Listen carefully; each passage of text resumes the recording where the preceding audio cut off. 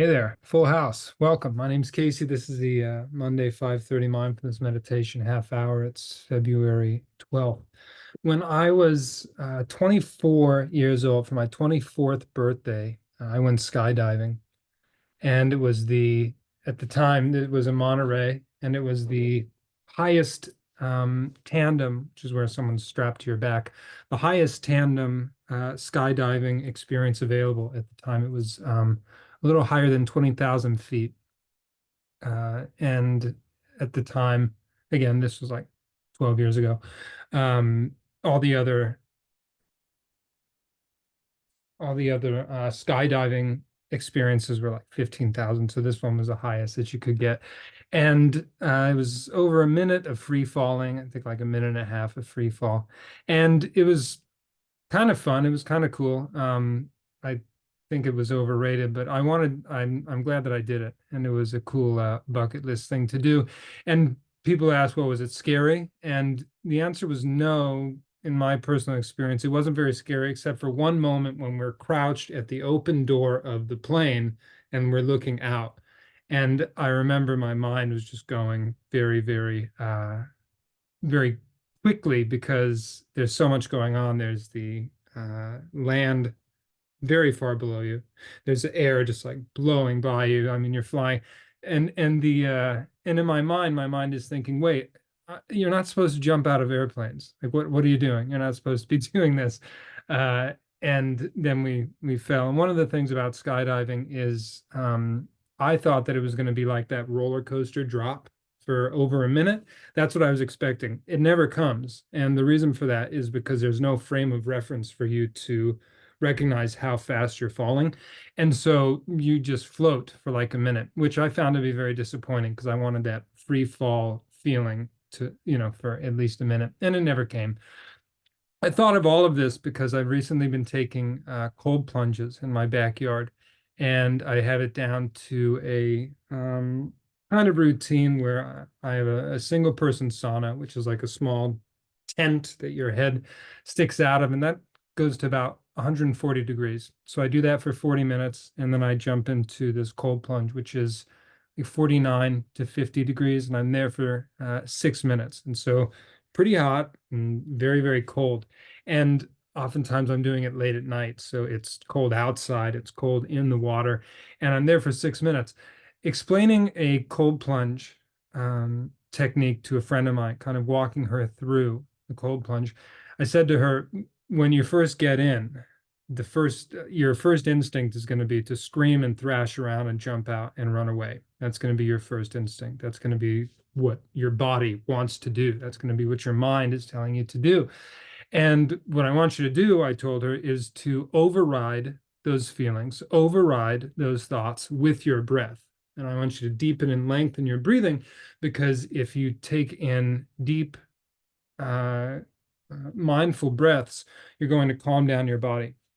And within that mindful breathing, you're going to be able to stay in the water. And after a while, after like the first minute in this really cold water, it actually feels really, really good. But you have to make it through that threshold, that time limit, or that time window to get beyond the emergency feeling, your mind flashing. And I hadn't thought about the parachuting or the skydiving in a really long time, and I do think that skydiving is kind of stupid, just because it's inherently a very dangerous activity. But while I was in the cold water, the same sort of same sort of reaction where you think, oh no, this isn't good. I got to get out of this. This is too crazy. It's not just for jumping out of airplanes. A lot of times our mind is flashing those warning signals, and oftentimes we're not in danger.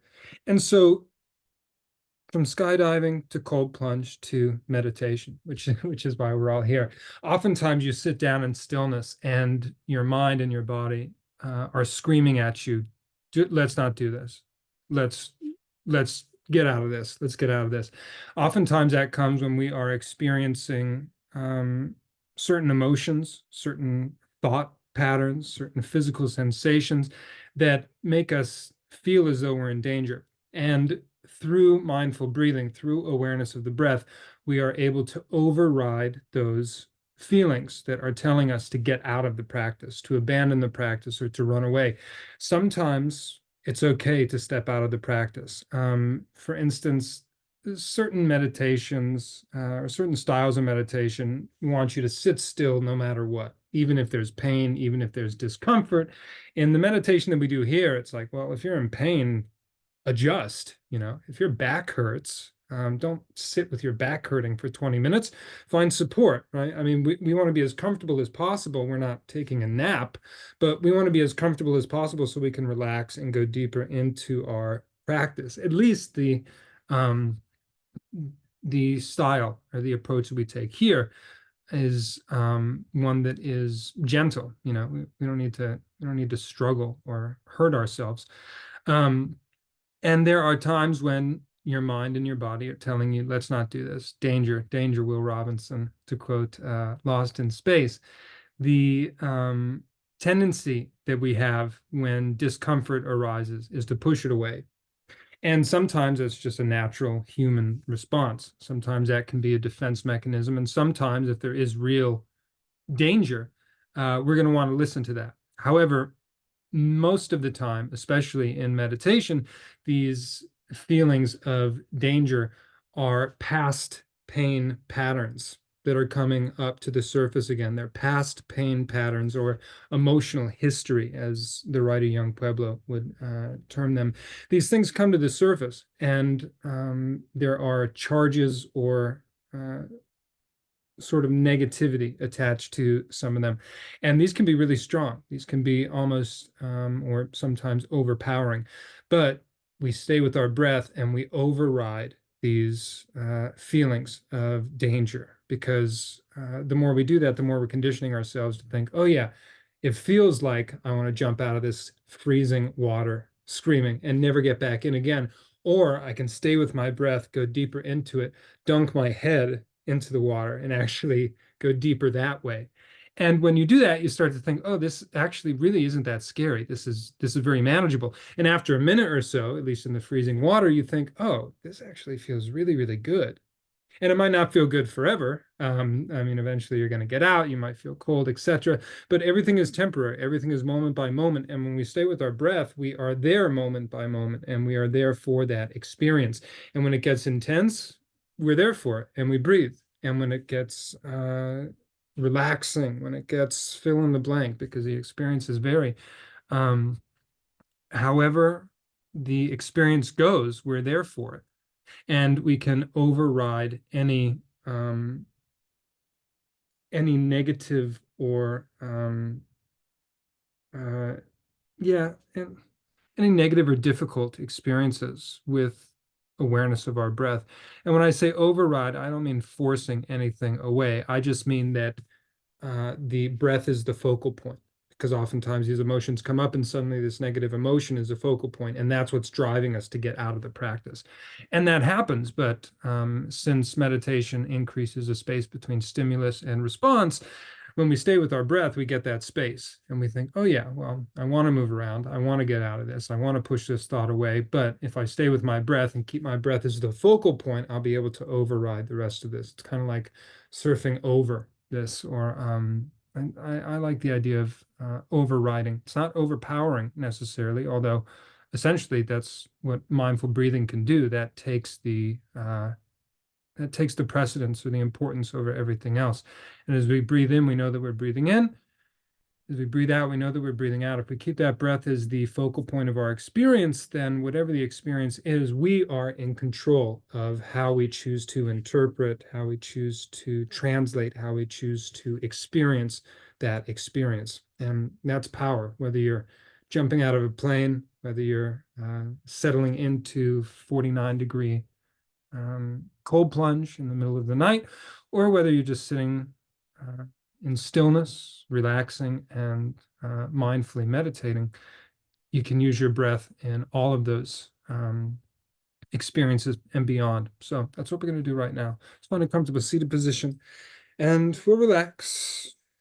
Spine is nice and long. Maybe shrug your shoulders up, back, and down. Get any movements out of your system that you like to get out of your system before we settle into stillness.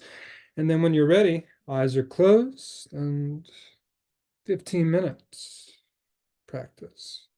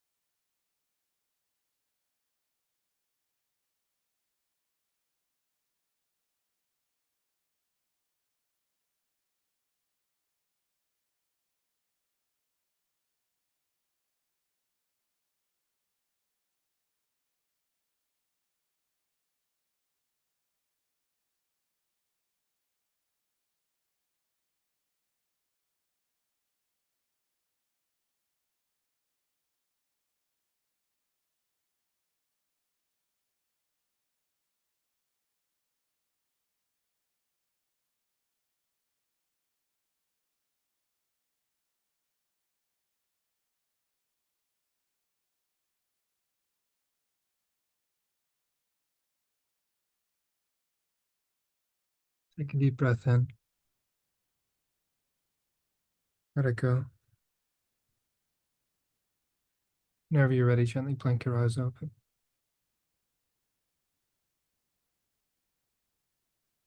It's important to remember that mindfulness is an ability, and as such, it could be strengthened with practice. The more we do it, the more accessible it becomes, the easier it is to access that mindfulness, that stillness. When you're in a cold plunge, you have to relax. There's just no other way that you'll be able to manage to stay for any amount of time unless you relax. You have to force yourself to relax, which may sound paradoxical, but if we use the breath to override those feelings of panic, those feelings of, I got to get out of here right now, then there's really nothing that we can't do. Again, overriding is not necessarily a forceful thing. It is shifting our consciousness to our breath and allowing that to be the focal point, the main mode of consciousness with whatever else is going on. And we get the opportunity to practice that, whether or not we're sitting in 49-degree water. That's not for everyone, but I've always had an appreciation for the more extreme things in life. We can practice that wherever we are, at any time. And I want to thank you as always for sharing your practice with me. Great to see you, and see you soon. Bye.